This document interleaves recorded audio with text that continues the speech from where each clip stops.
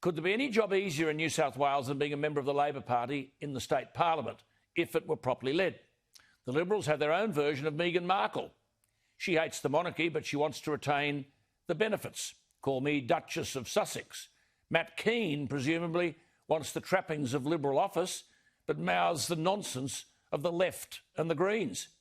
I said yesterday, if we go down the Kean energy route, we will finish up like Texas. Blackouts and massive electricity bills. Net zero carbon dioxide emissions in 9 years' time, I might add.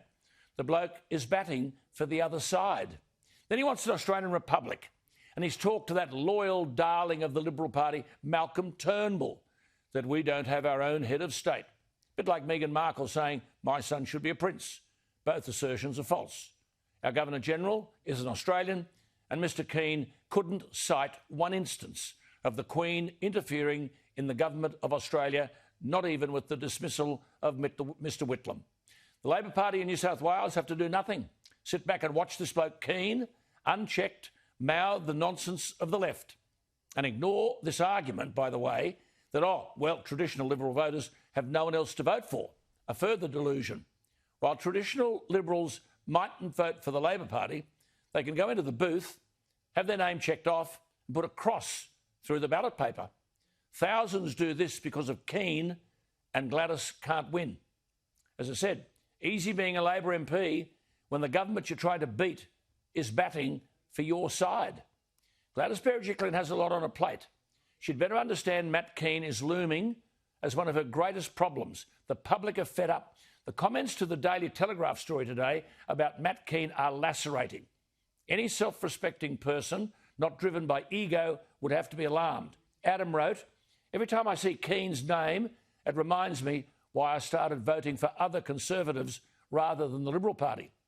Philip writes, when will Greta Kean just leave the Liberal Party and go and join his colleagues in the ALP Greens?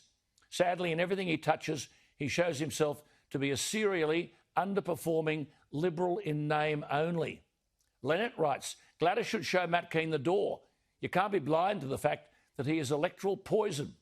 Terry writes, Matt Kean is an environmental minister whose role is protecting the natural environment and promoting wildlife.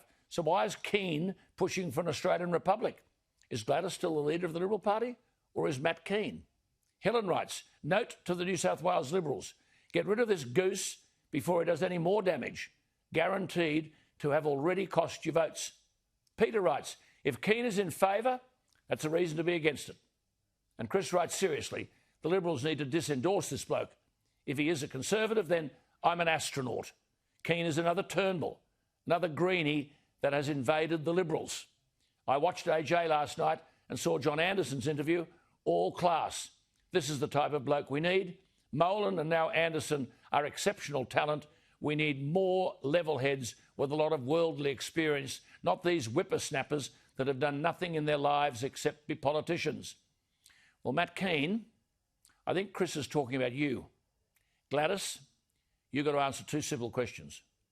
Do you support Kean with net zero carbon dioxide emissions by 2030? And do you support Kean in the push for Australia to become a republic? Sooner or later, your government will have to nail their colours to the mast. We have our own Meghan Markle, someone who fiddles with the truth, trying to win support. But if the comments you've just heard don't mean anything, Matt Kean enjoys a Meghan Markle response. The public can't stand him.